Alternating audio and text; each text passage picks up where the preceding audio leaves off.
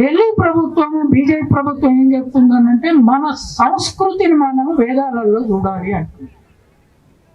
నేను అనే ప్రశ్న ఏమిటి అంటే, వేదాలు రాయక ముందు భారతదేశంలో సంస్కృతి ఉత్పత్తి ఉన్నాయా లేవు?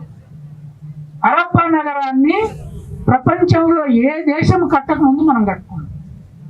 మొహంజోదారో నగరం కట్టుకున్నాం, భవనాలు కట్టాం, కాలువలు దవ్వాం.